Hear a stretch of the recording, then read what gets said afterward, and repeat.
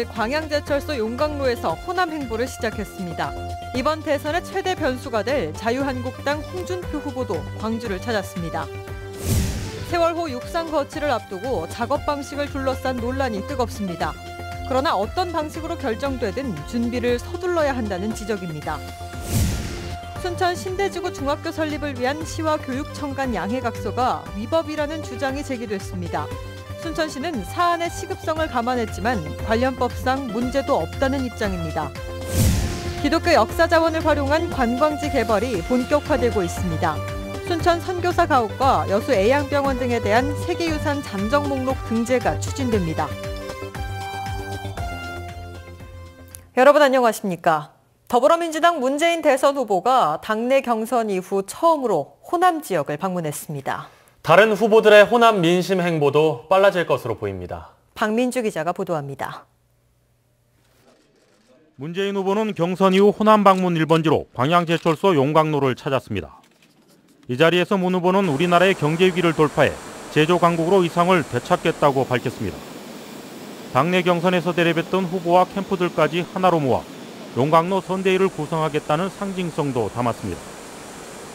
문 후보는 이어 광주 5.18 민주묘지를 참배했습니다. 문 후보는 대한민국 산업화를 이루는 세대와 민주화 세대의 통합을 이끌겠다며 호남행의 의미를 더욱 강조했습니다. 대한민국의 산업화와 민주화의 어떤 통합을 우리가 바라는 그런 취지로 오늘 일정을 잡았습니다. 목포 신항을 찾은 자리에서는 인양된 세월호 거치 작업 현장을 둘러보고 미수습자 가족들을 위로했습니다. 이 시대 가장 큰 상처이기도 한 세월호의 아픔을 치유하는 데 의미를 뒀습니다. 갈수록 뜨거워지는 장미 대선 열기 속에 문재인 후보의 첫 호남행을 시작으로 주요 정당 대선 후보들의 호남 민심 주도권 잡기 행보는 앞으로 더욱 가속화할 것으로 전망됩니다. MBC 뉴스 박민주입니다. 제19대 대선이 문재인 안철수 양강 구도로 재편되고 있습니다. 홍준표 후보를 포함한 보수 후보들의 득표율이 당락을 가르는 변수가 될 수도 있습니다. 윤근수 기자입니다. 자유한국당의 홍준표 후보는 국민의당 안철수 후보를 집중적으로 견제했습니다. 안 후보의 지지율 상승은 갈 곳을 찾지 못한 보수 유권자들이 일시적으로 만든 뜬구름이고 착시 현상일 뿐이라고 깎아내렸습니다. 또 국민의당은 민주당의 이중대로서 결코 1중대를 이길 수 없다고 말했습니다. 호남 1, 2중대 호남 쟁탈전 벌이는 거 그거 가지고는 대선 치르기가 어려울 겁니다. 그렇게 치르지는 않을 겁니다. 홍 후보의 당선 가능성이 낮아지면 보수 성향의 유권자들이 안철수 후보 쪽으로 몰릴 수 있다는 점을 의식한 걸로 보입니다. 홍 후보는 9회 말 역전 만루 홈런을 기대하며 새판짜기를 노리고 있지만 현재의 지지율로만 보면 당선 가능성이 높아 보이진 않습니다.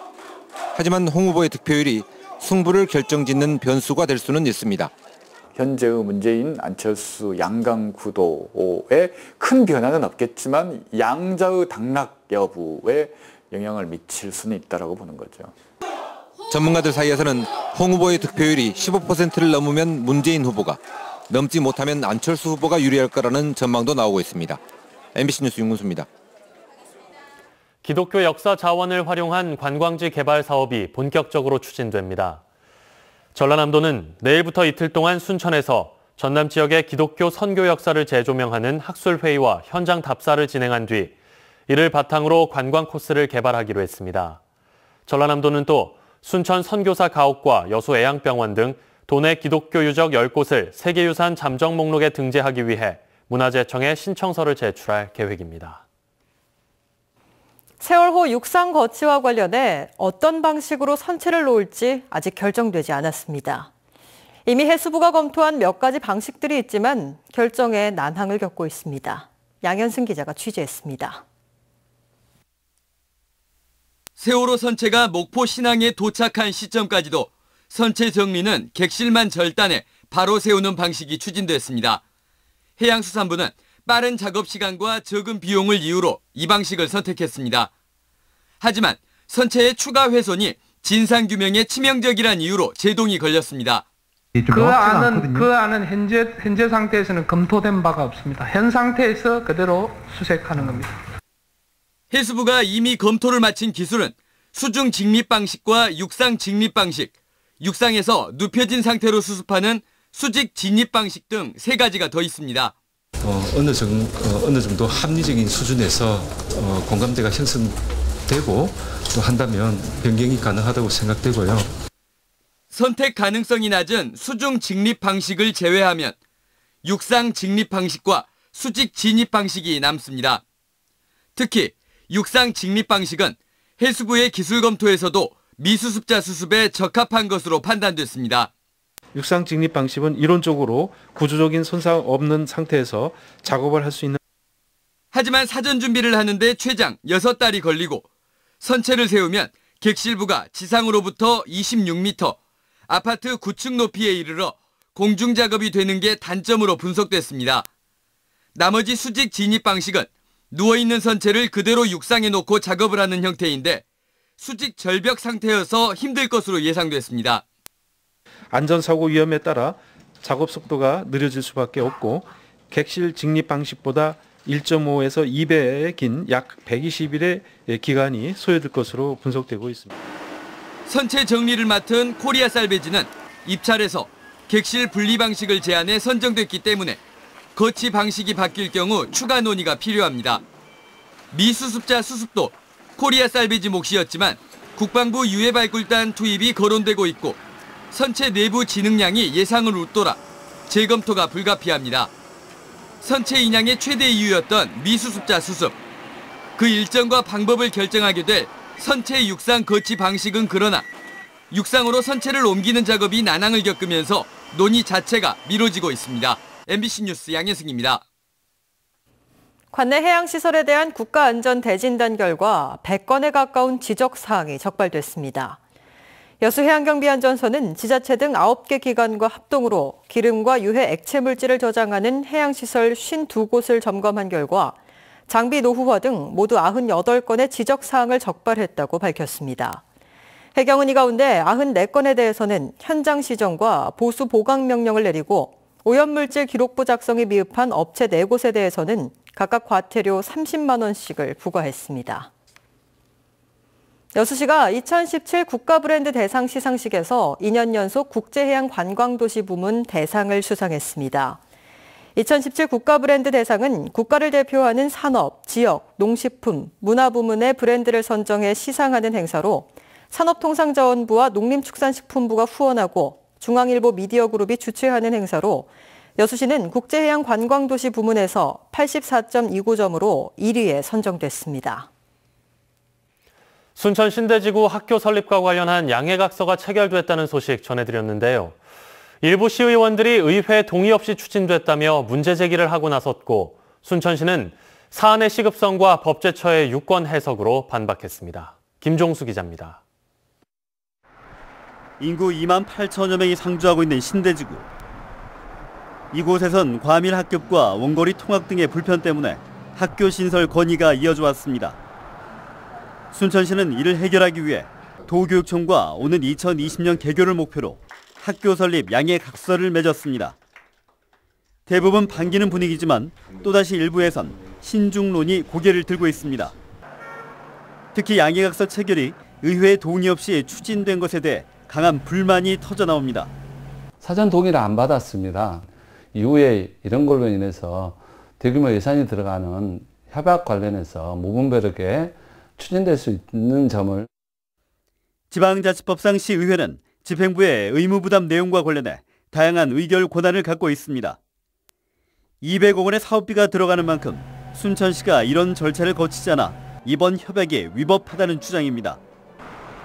하지만 순천시는 구속력이 없는 협약 체결까지 동의를 구하라는 것은 지나친 자율성 침해라며 학교 신설의 시급성을 강조합니다. 업무 협약 이전부터 미리 의회 동의를 받도록 하는 것은 집행기관의 자율성을 지나치게 침해한다는 해석입니다. 또한 구체적 의무 부담이 있는 시점에서 의회의 동의를 받아야 하는 절차가 있기 때문에 양측 모두 큰 틀에서 학교 설립에 공감하고 있지만 절차상 문제점을 해결할 교집합을 찾기에는 입장이 팽팽한 상황. 지나친 발목 잡기와 독단적 행정이란 상호 주장이 부딪히면서 모처럼 해법을 찾은 신도심 학교 문제가 원점으로 돌아가지 않을까 지역민들의 걱정이 커지고 있습니다. MBC 뉴스 김종수입니다. 여수시의회가 오늘 여수시의회 소회의실에서 공유경제 활성화를 통한 일자리 창출 방안 토론회를 가졌습니다. 이번 토론회에서 주제 발표에 나선 이근춘 부산공유경제연구소 대표는 공유경제 활성화를 위해 지역 차원의 공유경제위원회 구성과 시민 모임의 필요성을 제기했습니다. 또 공유경제 모임을 통해 기업들과 연계한 일자리 창출 사업 발굴에 나서야 한다고 밝혔습니다. 전남 동부 3개시가 오는 12일 제53회 도서관 주간에 맞춰 다채로운 독서문화 행사를 개최합니다.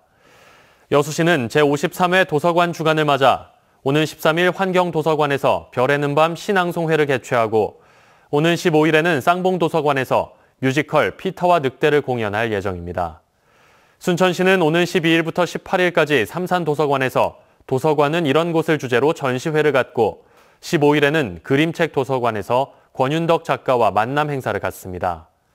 광양시는 오는 13일 중앙도서관에서 나태주 시인과 함께하는 시 한 잔 드실래요 행사를 진행하고 이번 달 말까지 창작시 공모전도 실시합니다. 조업 중인 선박과 사고를 내고 달아난 외국인 선장과 항해사가 검찰에 구속 기소됐습니다. 광주지검 순천지청은 지난달 19일 여수시 남면 인근 해상에서 조업을 하던 4.9톤급 새우잡이 어선을 전복시킨 뒤 도주한 러시아 선박의 선장 53살 K씨와 항해사 43살 D씨를 특정범죄 가중처벌법 위반 혐의로 구속 기소했습니다. 조사 결과 이들은 사고를 내고도 구조작업 없이 영해 밖으로 달아나다가 해경에 붙잡혔으며 사고 당시 실종된 선원 62살 최모 씨는 아직까지 발견되지 않고 있습니다. 고흥군이 수도권 관광객을 대상으로 특별 열차를 운영해 지역 관광 활성화에 나섭니다.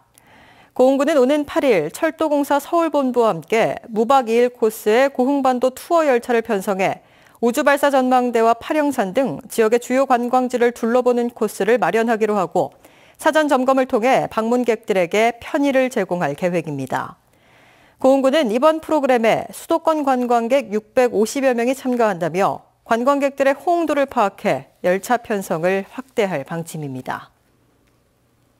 광양시가 출산 가정에 대한 경제적 지원을 확대합니다. 광양시는 아이를 출산한 뒤 건강관리 서비스를 이용한 가정에 대해 최대 15만 3천 원까지 본인 부담금을 환급해 주기로 했습니다.